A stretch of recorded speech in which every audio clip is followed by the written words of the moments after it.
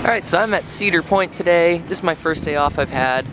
I've gotten off of work early and ridden a few rides, but I've never had a full day off yet since I started working here, since the park has been open. So I'm excited to actually experience the park and actually have some time to do everything I want. Cedar Point definitely has the best park gate I've ever seen at any park, not just Cedar Fair parks, but just any park in general. Nothing quite like this. It's just a very nice entrance. Alright, so I started off my day with Raptor. Well, I'm not a big fan of Raptor by any means. I just wanted to go by. My roommate is the team lead of it. He wasn't actually there, he's probably on break. But yeah, not really a super big fan of this ride. I'm not a big invert person in general. Alright, next up is the classic Blue Streak, an awesome old wooden roller coaster. This one has some history with my family. It was actually my dad's first roller coaster. He rode it back in either late 60s or like early 70s or something like that. So many family members of mine started riding roller coasters on this one right here. Love this ride a lot. Oh, I got another great ride on Blue Streak. Oh, love this ride so much. So much airtime. Quite smooth. Great ride overall. I've been craving Aero Suspended, so I'm gonna go ride Iron Dragon. I love this ending finale here. I think that's really cool for a suspended coaster. And it's going to have a little bit of swing as it goes around this tight little turn right here. Nice little swing there into the brake run. So I got off Iron Dragon. It's a nice little suspended coaster. It's not really as intense as the Bat or Ninja, but it's a nice little ride, and I'm actually excited. I'm hoping they still do it this year. I'm actually excited to do VR if they do it again this year. I think this would actually be a great VR coaster. So I'm going to ride Rugaru. This is the first time I'm gonna be riding it this year. I'm actually a big fan of the Cedar Fair stand-up to floorless conversions. I think they actually work really well. I love Rugaru. At least last time I rode in 2015, I thought it was great. And then I rode Patriot, which used to be Vortex, at California's Great America, and I thought that one was really good too. That's actually my second favorite floorless, and I think this is my third favorite floorless. I think they're just great conversions. They make the ride a lot smoother and a lot more enjoyable. Yeah, I will still never understand the complaints for Rugaru. It is quite smooth. It has a slight rattle. I mean, that just comes with age with B&Ms. I mean, even though the trains are new, the track is old. It's just a B&M thing once they get old. But it's really not that bad. I mean, if you want a rough B&M, go ride Scream. That's probably the worst B&M ever built.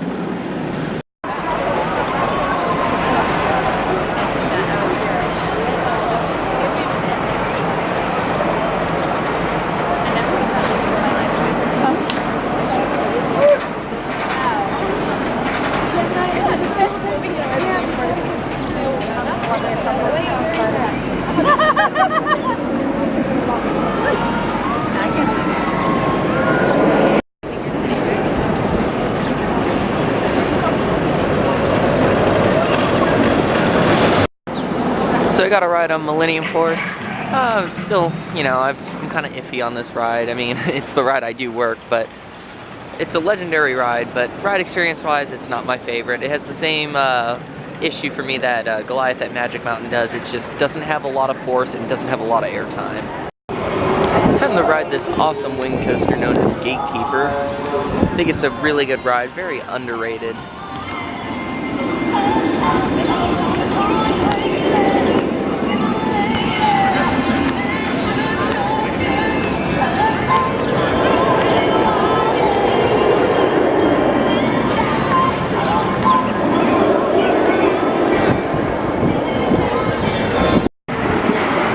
Got to go second to back row on the left wing, outer seat. Quite an awesome ride.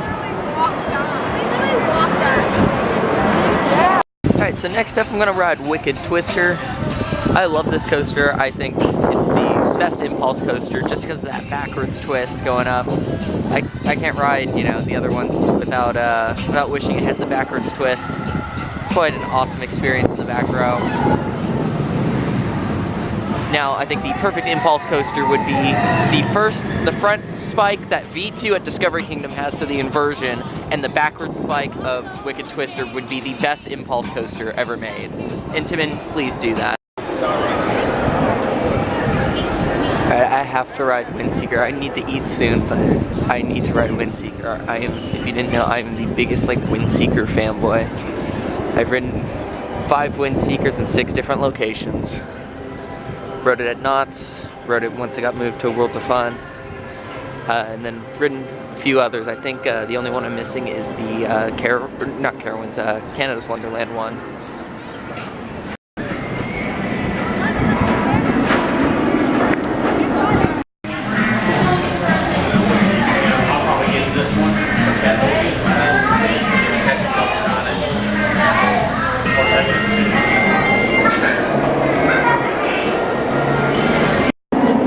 So I got to eat at Pink's today, and I tried the Gatekeeper hot dog that they have, which was really good. It was a 12-inch jalapeno dog with chili, guacamole, lettuce, and onions on it. It was really, really good. It reminds me of Pink's back at home. It's just as good. That one has been inconsistent for a few years. When it first opened in 2011, it was not Pink's. It was called Pink's and everything, but it was not real Pink's. Now it tastes like real Pink's, so that's good. And highly recommend eating here. It's one of the best places to eat at the park.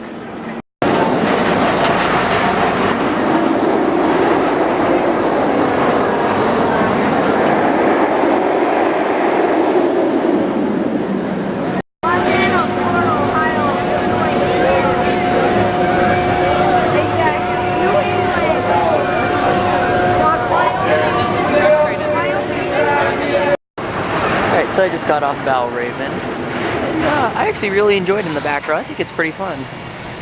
It's not Griffin by any means, but it's still a really fun ride. I do notice that the holding brake is a bit rough, you can feel when it engages. It's not as smooth as Griffin's holding brake.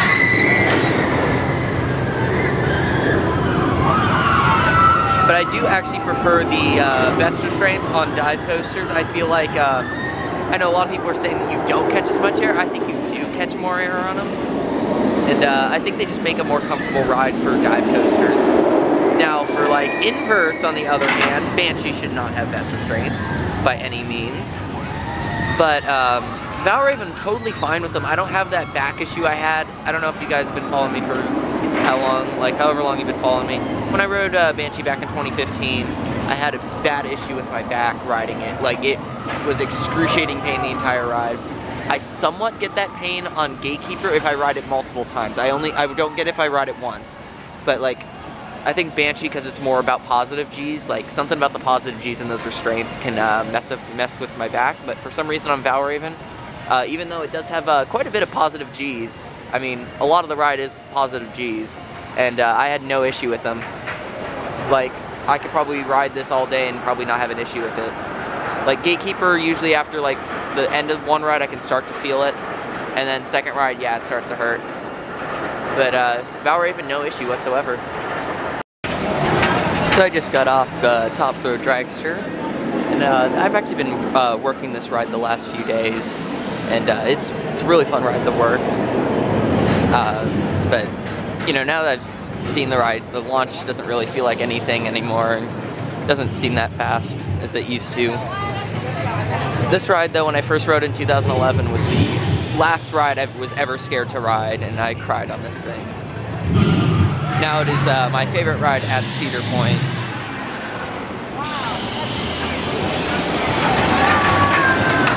And this train should be clear right about now. Moves up.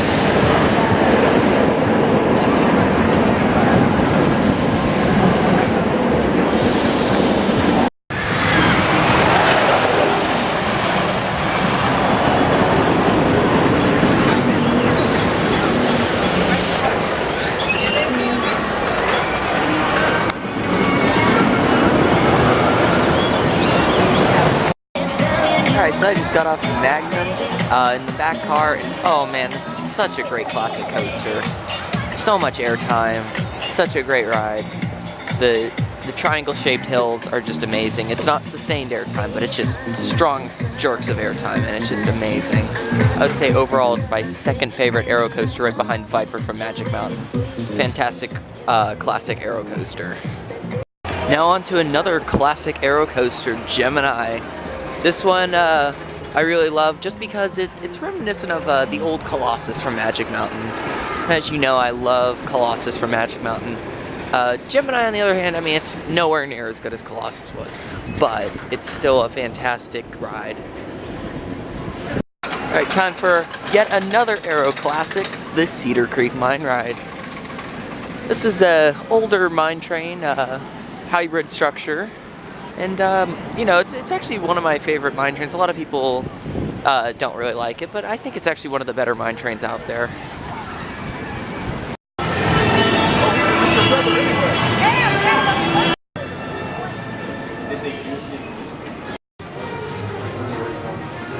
That's what RMC does. They like to use original. They draw their own, and they like to use original. It's just kind of a layout of it all. I would say not for a while.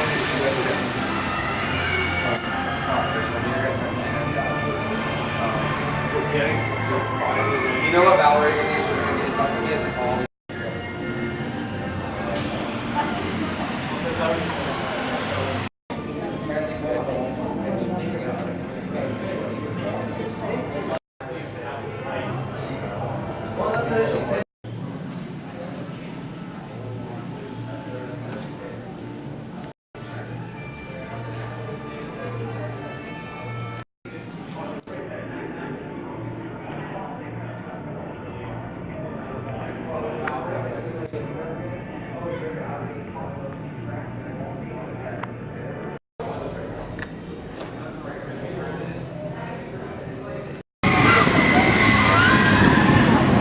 I do want to mention that Skyhawk is on a faster mode this year or something like that. Like apparently it's going higher.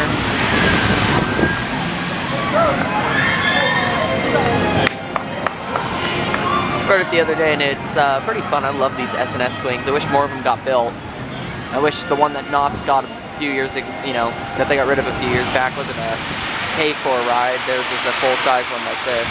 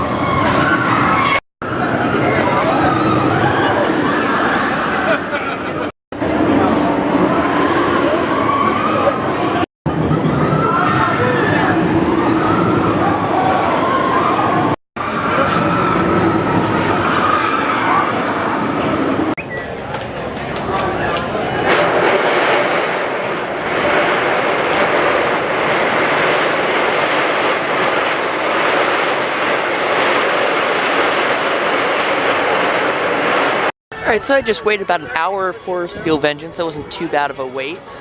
Got my favorite seat on RMC's, row 11. That is the magic seat. Most airtime in that row. Best for the drop. And smoothest ride because you don't sit on top of the wheels. So, having ridden it 4 times, I can say it's definitely not the best RMC. Definitely not the best coaster in the world. Solid ride. It's my number 11 right now.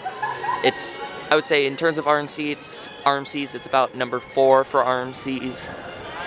I would say, well, the reasoning behind it not being the best RMC, or even higher up than it is is because of the ride experience. The ride experience is a little bit different from what I expected.